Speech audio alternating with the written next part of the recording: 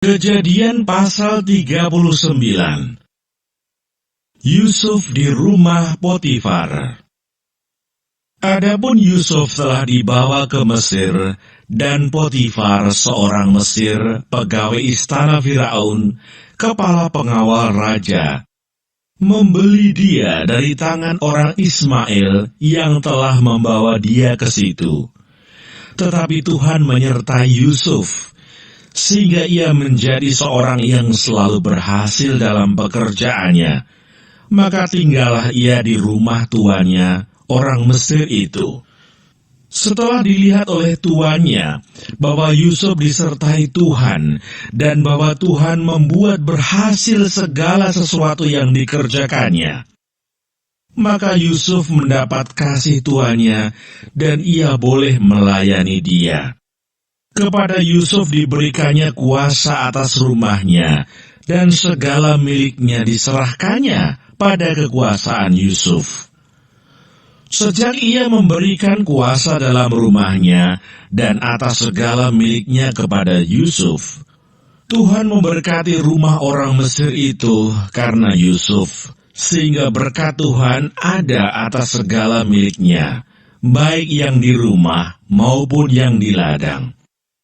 Segala miliknya diserahkannya pada kekuasaan Yusuf, dan dengan bantuan Yusuf, ia tidak usah lagi mengatur apa-apapun selain dari makanannya sendiri. Adapun Yusuf itu manis sikapnya dan elok parasnya. Selang beberapa waktu istri tuanya memandang Yusuf dengan berahi. Lalu katanya, "Marilah tidur dengan aku."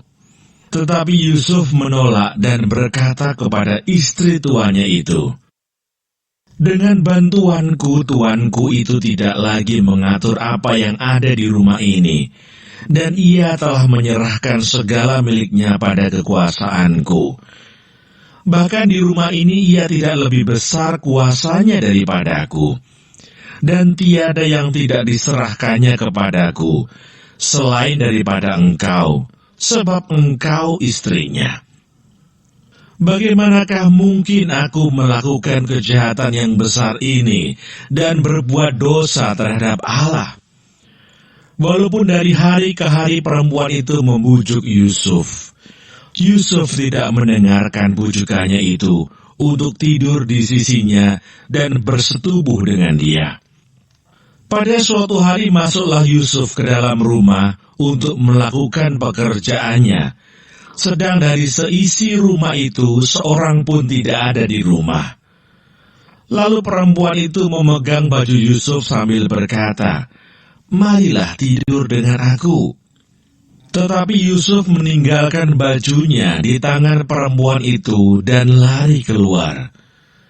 Ketika dilihat perempuan itu bahwa Yusuf meninggalkan bajunya dalam tangannya dan telah lari keluar, dipanggilnyalah seisi rumah itu, lalu katanya kepada mereka, "Lihat, dibawanya kemari seorang Ibrani, supaya orang ini dapat mempermainkan kita.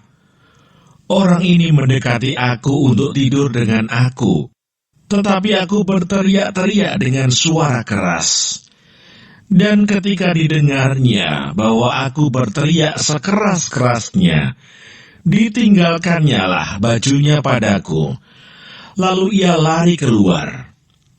Juga ditaruhnya baju Yusuf itu di sisinya, sampai tuan rumah pulang."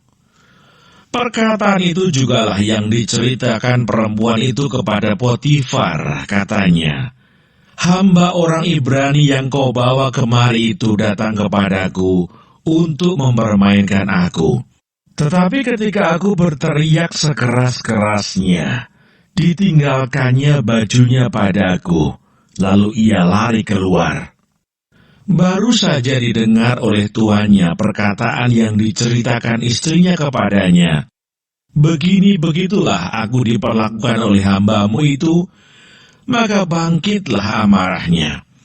Lalu Yusuf ditangkap oleh tuannya dan dimasukkan ke dalam penjara, tempat tahanan-tahanan raja dikurung. Demikianlah Yusuf dipenjarakan di sana. Tetapi Tuhan menyertai Yusuf dan melimpahkan kasih setianya kepadanya, dan membuat Yusuf kesayangan bagi kepala penjara itu. Sebab itu kepala penjara mempercayakan semua tahanan dalam penjara itu kepada Yusuf, dan segala pekerjaan yang harus dilakukan di situ, dialah yang mengurusnya.